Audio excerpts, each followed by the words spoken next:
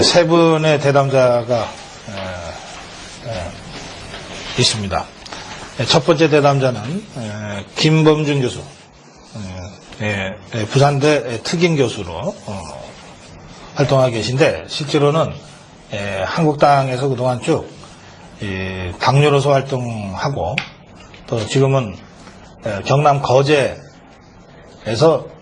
정치활동하고 있는 분입니다.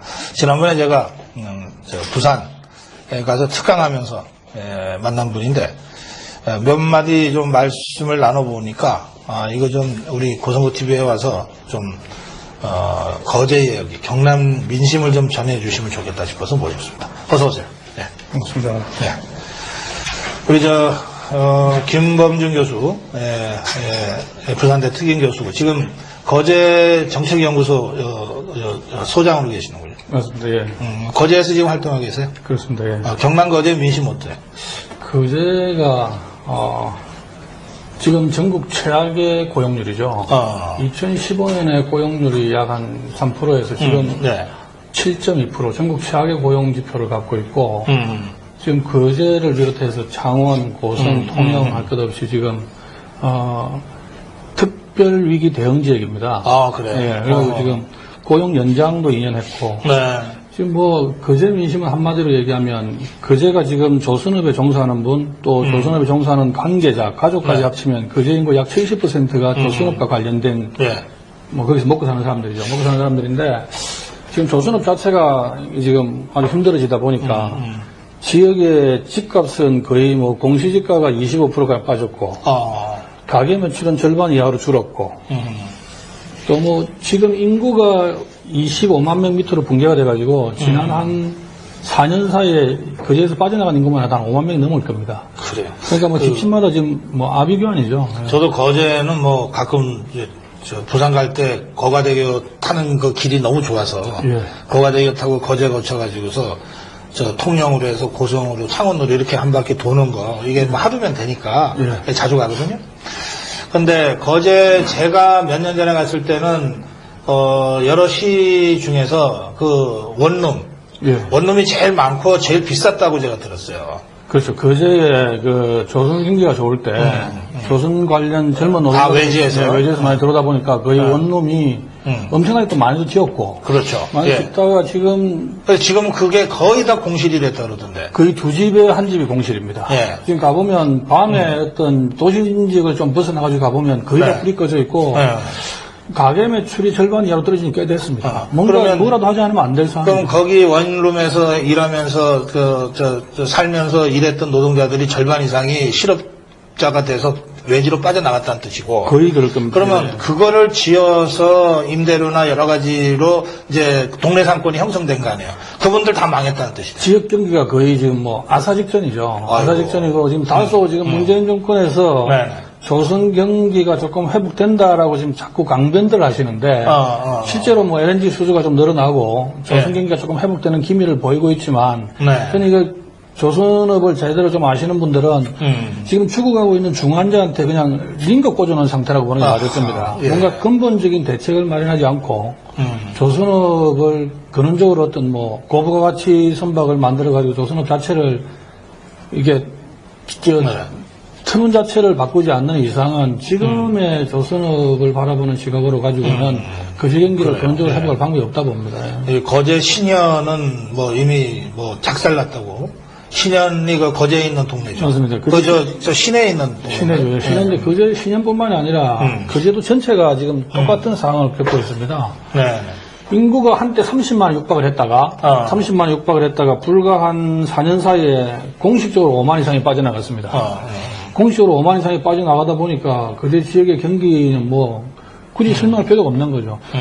처음에 잘 못 느꼈다가 요새 장사하시는 분들 물어보면 그리고 부동산을 갖고 계신 분들 또 집을 임대 내놨던 분들 또 외국인들이 상당히 많이 있었는데 외국인들의 해양 프렌트가 어려워지면서 또 많이 빠져나갔어요. 그래서 외국인들 상대로 렌트를 했던 분들 이런 얘기를 들어보면 지금 거제는 정말 특단의 대책을 취하지 않으면은 회복 불능이죠. 근데 거제뿐만 그런 게 아닙니다. 거제 옆에 인근에 있는 창원, 고성, 통영, 창원 진해까지 할 것 없이 조선업, 조선 기자재업을 메인으로 해서 먹고 사는 지역은 다 똑같습니다. 예. 창원은 거기에다가 이 탈원전 때문에 맞습니다. 예.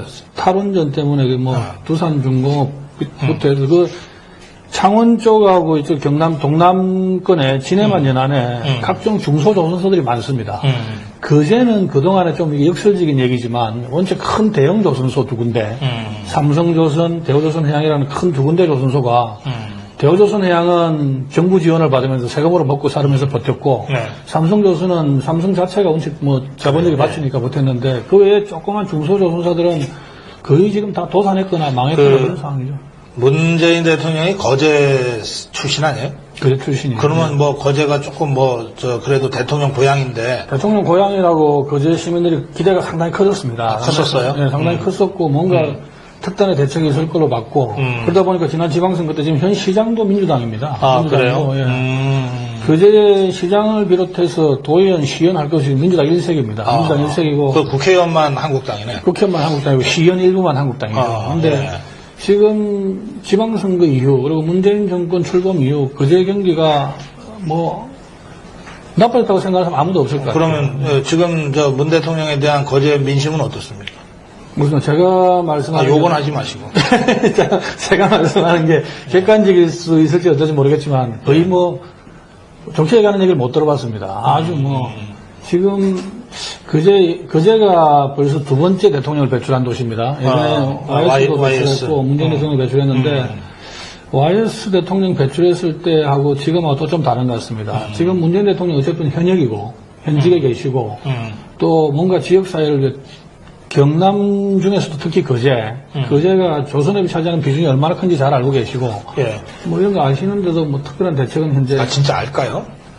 아시겠죠, 대통령이시니까. 사람들이 자꾸 뭘 몰라서 저러지 자꾸 그런 얘기를 하길래. 알면 저렇게 할 수 있냐, 사람이. 무슨 알고는 계시는데 본인이 생각하고 본인이 관심 가지는 바가 이쪽이 아니겠죠. 오직 다른 쪽만 생각하고 계시겠죠. 그래요, 알겠어요. 그 옛날에는 거제, 울산은 돈이 날아다닌다 했는데. 개가 10,000원짜리 물고 다닌다 그랬죠. 맞아, 그 말도 들어봤어요. 이 개가 10원짜리, 1,000원짜리는, 그 개도 안 물고 간다 그랬어요.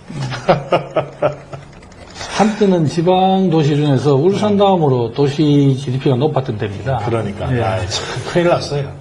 물론 이게 이제 조선산업이 전체적으로 불황에 들어간 것도 이유지만, 문재인 정부 들어서 2년 동안 취해온 정책이 완전히 안 그래도 어려운 경제에 거의 직격탄처럼 이게 정책적 실패로 인한 그러니까 이거는 사실 무슨 경기 순환에 따른 이런 것도 아니고 그야말로 인재라고 좀 봅니다. 그런 측면도 좀 있는 게 지금 대우조선 해양 같은 경우 대우조선 해양 매각이 거제 지역의 최대 이슈인데 대우조선 해양 매각이 그동안 2015년 이후로 계속해서 조선업이 불황의 늪에서 못 빠져나오면서 계속 거제 지역 경기도 나빠졌고 그러다가 조금 재작년부터 조금 이게 회복의 기미를 보인 것도 사실이었습니다. 사실이었는데 그런 와중에 결정적으로 지금 한 방 먹은 게 대우조선 해양 매각건입니다. 그러면 내년 총선 전망은 어떻게 하십니까? 지금 원래 문재인 정권을 지지했던 노동자 계층, 대우조선 노동자라든지 삼성조선 노동자 계층, 그리고 거제를 가보면 직영 노조 말고 협력업체 노동자들도 꽤 많습니다. 이런 분들이 지난 지방선거, 지난 대통령 선거 때 확실하게 민주당을 지지를 했었는데 최근에 거의 바뀌었어요. 문재인 정권 지지를 처리하는 분도 상당히 많이 계시고요. 이게 기본적으로 그럼 한국당이 쉽게 이길 수 있는 곳이다 이런 말씀이신가요? 꼭 그렇게 장담하기는 힘들지만 과거와 분명히 대선이나 지난 지방선거하고는 분위기가 확실히 바뀐 건 맞는 것 같습니다. 그래요. 알겠어요. 이제 그 지역에서 지금 정치활동을 하시니까 한국당이 어떤 사람을 최종 공천을 할지는 이제 또 좀 지켜봐야 될 문제인 것 같고요. 자, 알겠습니다. 어쨌든 이 경남 민심이 3년 전하고도 다르고 특히 작년하고는 많이 달라졌다. 문재인 정부가 들어선 이후에 치러졌던 작년 6.13 선거 때를 생각하면 지금은 그때와는 완전히 다르다. 지난번 4.3 보궐선거 때 창원 성산 통영이었죠. 예. 통영고성. 창원 성산 통영이 소 지역으로 조금 다른 측면을 보이긴 하지만 전체적으로 진해만 연안 그리고 경상남도 쪽의 정치 지형은 상당히 비슷해졌습니다. 이게 지역 민방에서 여론조사한 결과를 보면 두 차례에 걸쳐서 여론조사 결과를 제가 봤는데 실제로 PK 지역에서 내년 총선의 성패를 결정지을 수 있는 PK 지역에서 민주당의 시도가 상당히 하락했습니다. 그건 어떤 계기냐면 기본적으로 뭐 정치도 좋고 다 좋은데 일단 먹고 사는 문제가 해결되지 않으면 아우성 나오지 않겠습니까? 근데 가장 경제가 전체적으로 다 어려졌지만 문재인 정부 이후, 정권 출범 이후에 가장 직격탄을 맞은 지역이 동남권입니다. 동남권이 왜냐하면 자동차, 조선 기사제 등 제조업 기반을 해가지고 대한민국의 경제부흥을 이끌었던 지역인데 이게 문재인 정권 출범 이후로 한 2년 동안 거의 지금 예를 들면 부산 김해에 붙어있는 녹산공단 같은 경우는 공장 가동률이 50%가 채 안 됩니다. 네. 그런 산단이 거의 무너지고 뭐 녹산공단이 그래요? 녹산공단이 그렇습니다. 거가대교 타기 직전에 네, 맞습니다. 네. 그리고 보통 경남 지역에 있는 지방산단, 좀 전에 말씀드린 중소조선업은 거의 붕괴 직전입니다. 그렇다 보니 이거 뭐 현 정권을 아무리 본인들이 찍고 지지를 했지만 먹고 사는 문제가 해결이 안 되니까 당연히 나쁜 얘기, 뭐 입에서 욕이 나올 수밖에 없는 상황이죠. 그냥 여기 거제는 더 심합니다. 거제, 고성, 통영 시민들 힘내세요. 응원합니다. 그러셨어요. 네. 자, 그래요. 이 어려운 상황을 이 총선 승리를 통해서 자유파가 전국 주도권을 잡으면 어쨌든 반전을 지금이라도 시킬 수 있을 거다. 이제 많은 국민들이 사실 그렇게 기대하고 있죠. 반전을 하지 않으면 안 될 상황이죠. 그 제가 들어보니까 민주당이 소위 말하는 삼관왕, 대통령 선거를 이기고 지방선거를 이기고 내년 총선까지 이겨서 자기들이 원하는 장기 집권을 획책하겠다. 뭐 이런 계획을 갖고 있다 그러는데 저희들이 봤을 경우에는 내년 총선에 어떤 형태로도 내년 총선에서 자유우파가 이겨야 되죠. 내년 총선에서 자유우파가 이겨서 그 다음번에 정권을 대차적으로 생각하지 않으면 나라에 존망이 걸린 문제입니다. 이거 어떻게 될지 모르겠어요. 지금 지역에서 느끼는 민심의 위반은 심각합니다. 그래요. 그 참 거제도 무슨 태양광 패널 같은 게 많이 깔렸습니까? 그제는 그렇지는 않습니다. 그제는 그렇지는 다행이다. 태양광 패널은 그제는 그렇지는 않은데 그제는 뭔가 지금 지역민들이 문재인 정권에 끊임없이 요구를 하고 있죠. 근원적인 대책. 뭐 조선업과 혹은 뭐 조선기자재업이든 조선산업에 과거처럼 뭐 많은 자리를 개가 물고 다니는 상황까지 오지 않더라도 뭔가 지역 경기를 회복시킬 근원적인 대책이나 방책이 있어야지 그게 없으면. 알겠습니다. 네. 우리 김범정 교수는 이제 부산대에서 이제 정치학 강의도 하시죠. 이제 정치학 교수신데 그 오랫동안 그 당에서 그러니까 언제 당뇨가 되셨나요? 96년도에 과거에 민주자유당 민자당 오기 신한국당 1기로 들어갔습니다. 민자당에서 신한국당으로 이름이 바뀌었으니까. 맞습니다.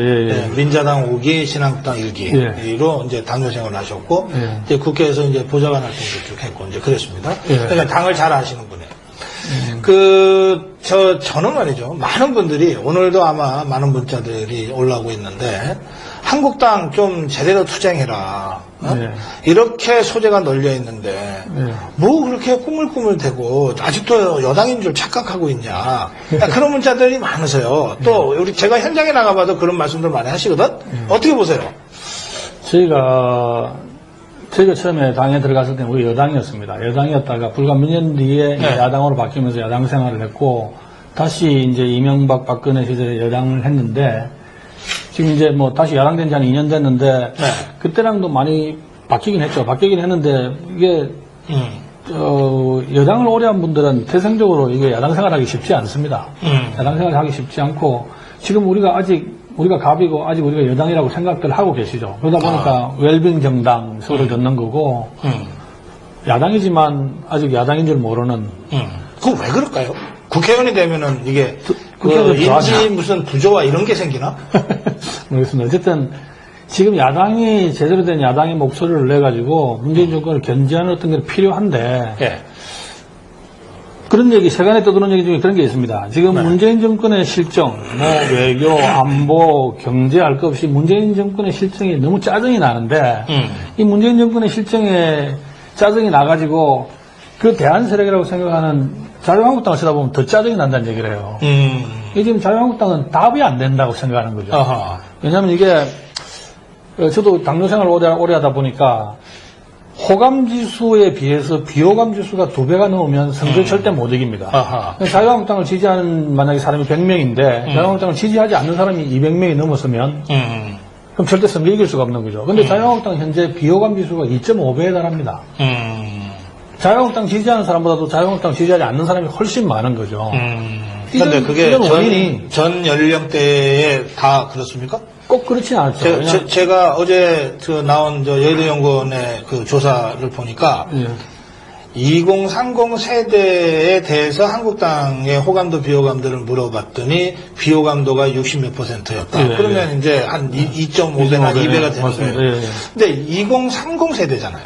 그렇습니다. 지금 저는 이게 제가 왜 이런 말씀을 드리냐면 내년 총선을 반드시 이겨야 그 다음에 정권 교체를 이룰 수 있습니다. 네. 내년 총선을 이기지 못하면 그 다음에 정권 교체를 이루기 물론이죠. 힘들고 예. 정권 교체를 이루지 못하면 대한민국에 정말 전망이 염려되는 상황인데 내년 총선을 이기려고 하면 싫든 좋든 간에 자유한국당 내부에 변화가 전제돼야 된다고 봅니다. 물론. 자유한국당의 변화가 전제되려면 지금 우리 보수 자유우파, 자유우파를 지지해 주시는 분들이 주로 연령층이 높죠. 그렇지만 20대에서 40대 정도의 소위 진보와 보수 사이에 좌파와 우파 사이에 계신 분들한테 외연을 확장해야지 총선을 이길 수 있고 이분들은 오히려 20대에서 40대 사이의 그 연령층의 분들은 우리 보수 측, 자유우파 측에 이념하고 더 맞는 분들이에요. 왜냐하면 자유주의적인, 개인주의적인 상황에서 성장을 했고 공공성과 합리성에 대한 이해가 높기 때문에 자유우파가 제대로 된 어떤 이념적 정체성만 확보하면 언제든지 끌어당길 수 있는 거라고 보는 거죠. 자유우파 진영에서 제대로 된 대안을 제시하고 자유우파 진영에서 제대로 된 정책을 제시하고 자유우파가 이 자유우파 쪽에 더 가까운 베이스를 갖고 있는 20대에서 40대 이 사람들을 끌어안을 수 있는 유인책을 써야 되는데 그게 제 생각에는 20대 40대를 뭉뚱그려서 얘기하면 좀 곤란할 것 같고요. 지금 우리 김 교수 말씀하신 부분은 오히려 10대에서 20대 초중반까지인 것 같아요. 그런데 2년 전, 3년 전에 촛불 들었던, 그리고 또 이명박 정부 때 광우병 촛불 들었던, 그때 감수성이 예민한 10대 후반, 20대 초반이었던 사람들은 지금 그들이 지금 20대 후반, 30대 초중반이 됐잖아요. 예? 그래서 자기들이 촛불 들고 이명박도 청와대 뒷산에 가서 울게 만들고, 박근혜 대통령도 끌어내리고 감옥에 보내고라고 하는 자기들의 승리의 경험이 있는 거예요. 그러니까 그 세대가 지금 30대를 딱 버티고 있기 때문에 그냥 통상적인 세대 구분으로 20, 30대 또는 2040 세대를 하나의 어떤 성격으로 규정하고 이들이 한국당에 대한 호감, 비호감도가 너무 높으므로 이들에 맞춰서 뭘 해야 된다고 생각을 이제 하게 되면 그러면 사실은 백기 항복하는 수밖에 없어요. 저 조금 다른 생각이 있어지는 게 지금 박사님 말씀하신 게 맞습니다. 맞고. 다만 저는 이제 최근에 여론조사 나온 걸 보면 문재인 대통령 지지했던 젊은 사람들 중에 20대를 놓고 비교했을 때 20대 여자랑 20대 남자는 완전히 다른 성향을 보입니다. 달라요. 20대 여자는 거의 70% 가까이가 문재인 대통령을 지금 지지를 해요. 여전히 지지하는데 20대 남자는 한때 70% 가까이 지지했다가 거의 지금은 문재인 대통령 지지율이 20% 가까이 떨어졌습니다. 이게 뭐냐면 문재인 정권이 출범하고 불과 한 2년 정도도 채 안 되는 사이에 각종 문재인 정권에서 내놓는 정책이 아연 실패하게 만드는 거죠. 20대 남자들한테. 지금 우리 김 교수 말씀하신 대로 그렇잖아요. 그러니까 이걸 2040으로 뭉뚱그려서는 대책이 안 되고 좀 더 세분화해서 그렇죠. 20 초반, 20 후반, 맞습니다. 30 초반, 30 후반, 그다음에 여성, 남성, 직장 있냐 없냐 맞습니다. 이걸 가지고 아주 정밀하게 해야 맞습니다. 그렇죠. 이 자유우파의 정체성도 흔들리지 않으면서 이 좌파들, 중도층이나 젊은 세대들의 표를 적극적으로 공략할 수 있잖아요. 오래전 말씀. 저도 그 말씀을 드리고 싶은데 일단 그걸 이렇게 세대별로, 연령별로, 이렇게 남녀 성별로 아주 정확하게 구분을 해서 그게 네. 맞는 타겟팅을 예. 해서 정확한 정책을 제시하면 언제든지 우리 쪽으로 끌어올 수 있다 보는 거죠. 그러니까 예. 당연하죠. 그런데 이제 어제 여의도연구원의 오늘 보도된 발표는 자칫하면 이 한국당이 완전히 중도지향 정당으로 바뀌지 않으면 총선 필패될 것처럼 지금 돼 있거든. 그러니까 그런 식의 이 좀 접근은 정확하지 않은 예? 정확하지 않은 이런 것이 그냥 함부로 막 언론을 통해서 그리고 이게 이제 말하자면 좌파들한테 분명히 악용될 거예요. 예? 예. 봐라 한국당 아직도 저 정신 못 차리고 있다. 이런 식으로 공격하는 소재가 된다고요. 그게 사실은 자유우파 국민들은 지난 2년 반 동안 엄청난 패배, 거듭된 패배와 거의 저 바닥, 저 지옥 밑바닥까지 갔다 온 세력이에요. 사람들이에요. 그러니까 간신히 지금 정신 차려서 뭘 좀 해보려고 하고 있으니까 이들에 대해서 쓸데없는 그 낙관을 줘서도 안 되지만 더 나쁜 것은 정말 패배의식에 빠져서 허우적거리게 만들면 안 되잖아요. 제가 오늘 그 재헌절이지 않습니까? 예. 제가 재헌절이라서 생각해 보는 게 있는데, 1948년도에 우리가 재헌헌법을 만들면서, 네. 재헌헌법의 가장 중요한 이념이 자유민주주의와 시장경제였고, 이 자유민주주의와 시장경제를 양축으로 해서 지난 70년 동안에 소위 우리 자유우파가 전 세계적으로 유례를 찾기 힘들 정도의 엄청난 결과를 도출해냈고 예. 또 실제로 그 와중에 산업화와 민주화를 동시에 이뤄내면서 북한 체제하고는 비교가 안 될 만큼 북한이 1948년 9월 달에 인민민주주의 헌법을 만들고 뭐 소위 말하는 프롤레타리아 독재가 되든 네. 뭐 또 자기들 얘기하는 계획경제가 되든 체제 간의 경쟁에서 우리가 완벽하게 이겼고 그 완벽하게 이긴 결과가 70년 뒤에 분명히 눈으로 보일 만큼 드러났고 이걸 아주 뭐 자랑스러워하고 그걸 뭐 아주 자긍심을 가져야 되는데 네. 지난 소위 말하는 뭐 최순실 국정농단 사태 이후로 소위 우리 자유우파가 스스로 지금 쪼그라든 것 같아요. 자긍심도 못 찾고 정체성도 지금 흔들리고 오히려 저는 이번 재헌절을 계기로 해가지고 네. 자유우파가 우리가 내세우는 자유주의 또 어떤 뭐 공화주의 이념 위에서 우리가 지난 70년 동안 우리가 해왔던 민주주의. 제가 사실 이 책을 쓴 이유도 그런 거였습니다. 이게 우리 자유우파가 가진 자유주의나 공화주의나 민주주의 이념이 최순실 국정농단 사태를 거치면서 이게 소위 말하는 좌파들의 전유물처럼 되더라는 거죠. 사실 우리 거였는데 저쪽에 물어보면 자기들은 뚜렷한 정치 철학적 이념도 없어요. 자기들이 무슨 사회주의를 하는 것도 아니고 뭐 자유주의도 아니고 오히려 우리가 정치 철학적에서는 우리가 훨씬 우월한 위치에 있음에도 불구하고 네. 불과 한 2년 사이에 정치 철학에서 우리가 약세를 보이다 보니까 말을 제대로 못하다 보니까 이게 뭐 사회 모든 면에서 지금 우리가 뒤처진 것 같고 우리 왠지 보수라고 하고 자유주의라고 하고 우파라고 하면 뭔가 뭐 잘못된 것처럼 비춰지고 젊은 세대들은 이미지하고 감성을 중시하기 때문에 그런 측면에서 문제가 있다는 거예요. 김범중 교수가 쓴 책이 이 책입니다. 진보민주주의 대 보수민주주의라고 하는 제목의 책입니다.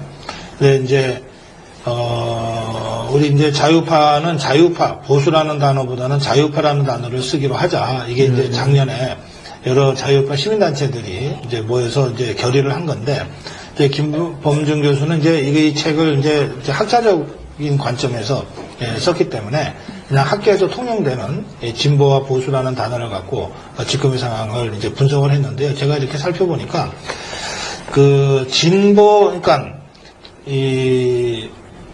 지금의 좌파 정권이 문재인 좌파 세력이 이 민주주의를 내용상 거의 부정하면서 그러면서 그 정치적 선전선동 차원에서는 자기들이 진정한 민주주의 구현자라고 계속해서 국민들을 속이고 있다. 그렇습니다. 그런데 그 엄밀하게 그 철학적으로 정치학적으로 접근을 해보면 자유파 보수야말로 우리 대한민국 헌법이 선언하고 있는 이 자유민주주의를 감당할 자격이 있고 또 그것을 위해서 투쟁해 온 세력이다. 결과도 이 책의 만들어냈고. 결론은 그거죠. 그렇죠. 결과도 만들어냈고. 그래서 이 김범중 교수의 이 책 진보민주주의 대 보수민주주의도 이게 지금 민주주의 담론을 우리가 그 좌파한테 뺏기고 있는데 그것을 다시 되찾아와야 된다. 그런 문제의식을 가지고 보시면 굉장히 의미 있는 책이 될 거라고 생각합니다. 고맙습니다. 저 시간이 다 돼서 제가 마지막 질문을 제가 드려야 될 것 같은데 여기 이런 질문이 와 있습니다. 김 교수님 반갑습니다 하시고 해양 플랜트 관련 종사자입니다. 조선소가 다시 활성화되어 거제에서 다시 일하기를 희망합니다. 아이고 거제에서 일하시다가 지금 딴 데 가셨나 보다. 예. 그 활기차던 거제가 침체에 빠진 모습을 보니 안타깝습니다 그러셨는데 지금 김범준 교수 거제 정책연구소도 지금 꾸려서 이제 하고 계시고 어쨌든 거제가 이대로 그냥 해양산업 조선산업 망한다고 그냥 거제도 문 닫자 이럴 수는 없잖아요. 그렇죠. 예. 그러니까 이제 이런 절규와 같은 문자가 이제 오는 건데요. 어떤 보관을 갖고 있습니까? 거제는 지금 어떤 천혜의 자연적인 또 역사적인 문화적인 어떤 그 자산들을 갖고 있습니다. 네. 예. 그동안에 거제가 조선업만 쳐다보다 보니까 조선업 관계자 그리고 조선업 네. 관계자 가족들까지 합치면 근 70% 가까이가 조선업을 통해서 먹고 살았는데 네. 이게 조선업 자체가 어려워지다 보니까 거제 전체가 다 어려워지고 이게 조선업만 쳐다보는 게 미래 먹거리는 아닌 것 같다. 뭔가 거제 미래 먹거리도 만들고 거제 도시의 틀도 바꿀 수 있는 방법이 없을까. 그러다 제가 생각한 게 여수의 모델을 벤치마킹 해보자. 엑스포 했던 거? 맞습니다. 해양 예. 엑스포? 여수가 2012년도에 엑스포를 했는데 지금 여수가 제주를 제치고 연 관광객 1,300만에서 1,500만 명이 넘는 인원이 4년 연속 계속 그게 엑스포 효과가 엑스포 효과입니다. 있는 모양이네. 예, 왜냐하면 관광객을 유치하려면 기본적으로 체류 시설도 있어야 되고 볼거리, 먹을거리, 그다음에 각종 도시 인프라도 갖춰져야 되고 뭐 도로, 숙박시설 할 것 없이 그런 하드웨어적인 요소뿐만이 아니라 소프트웨어적인 요소도 있어야 돼요. 그 지역민들의 친절도, 그다음에 또 뭐 사람들 응대하는 요소라든지 뭐 이런 모든 것들이 다 갖춰져야 되는데 여수가 엑스포를 개최하고 난 뒤에 도시의 틀이 근본적으로 바뀌었다는 겁니다. 시민들의 생각도 바뀌었죠. 그러다 보니까 지금 제주를 제치고 대한민국 최고의 관광도시가 됐습니다. 근데 여수하고 거제하고 도시 규모도 비슷하고 서해는 환경도 비슷합니다. 바다에 붙어 있고 중공업 도시고 과거에 여수가 엑스포를 유치할 때보다도 지금의 거제의 시세는 훨씬 큽니다. 그렇다면 엑스포 같은 국제대회를 유치해가지고 여수의 엑스포를 유치할 때 계기가 뭐였냐면 당시에 김영삼 대통령이 낙후되어 있는 서남해 안건을 발전시킬 방법을 찾아봐라. 그래요. 그게 국가 균형 발전 차원에서 검토된 게 국제대회 유치를 위한 도시 인프라를 바꾸는 거였습니다. 그렇죠. 그러면 거제도 도시 인프라를 바꾸고 지금 국가 균형 발전 차원에서 지금 진해만 동남해 안건이 너무 힘드니까 이런 국제대회를 유치를 해서 여수처럼 여수는 엑스포 개최가 결정되고 4년 만에 정부 예산이 8조가 넘게 쏟아져서 SOC가 다 바뀌었습니다. 그럼 거제도 관광객을 유치하려고 하면 도로도 넓혀야 되고 교량도 만들어야 되고 고속철도도 연결해야 되고 이런 모든 일들을 하려면 명분에서든 실질적인 면에서든 국제대회를 유치할 수밖에 없는데 거제 정도의 사이즈의 도시가 유치할 수 있는 국제대회가 엑스포가 맞다는 거죠. 여수가 했던 엑스포. 그러면 거제가 그런 걸 엑스포 유치해가지고 한번 해보자. 이게 무슨 못할 일이 아니니까.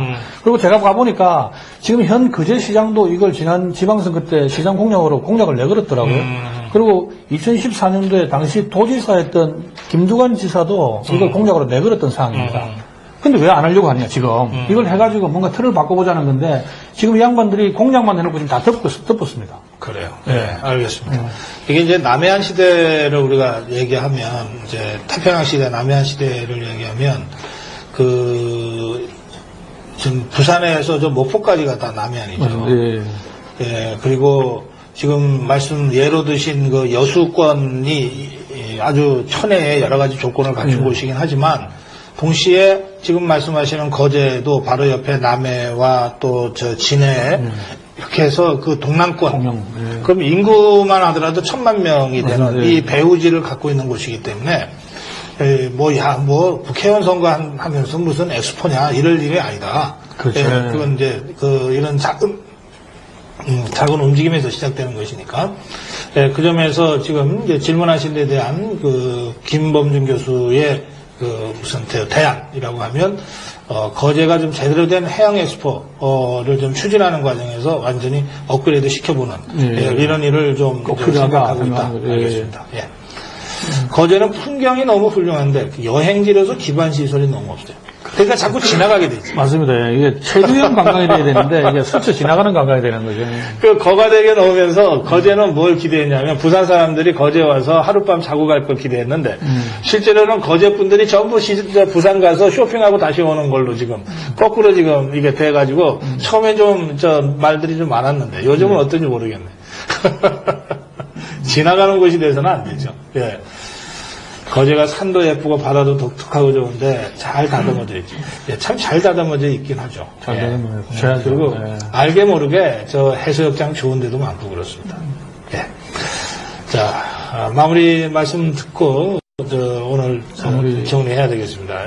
우리 고성호 TV 처음 나오셨고 그렇습니다. 예. 또 어쨌든 거제를 중심으로 정치 활동하면서 또 오랜 당뇨 생활을 통해서 당에 대해서도 여러 가지 좀 생각들을 좀 갖고 계시니까 짧게 한 말씀 해주시면 좋겠습니다. 제가 나경원 원내대표가 최근에 신독제라는 말을 했습니다. 네. 신독제라는 말을 두 차례 했죠. 두 차례 했는데 독재의 사전적 의미를 찾아보면 독재는 정치 권력이 한 군데 모이는 겁니다.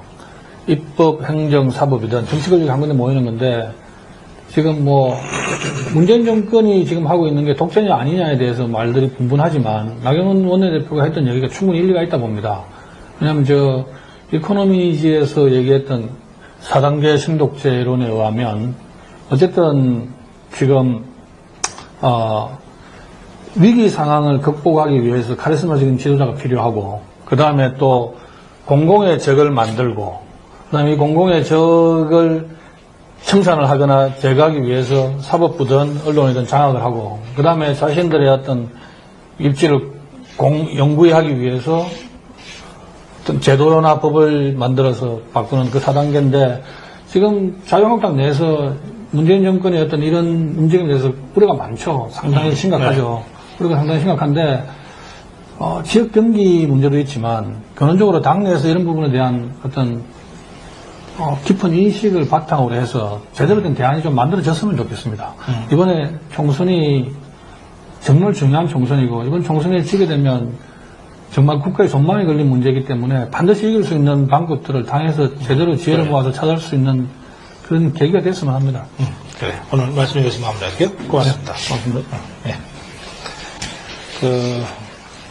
말씀 중에 문자가 계속 올라왔습니다. 구조라 몽돌 해수욕장.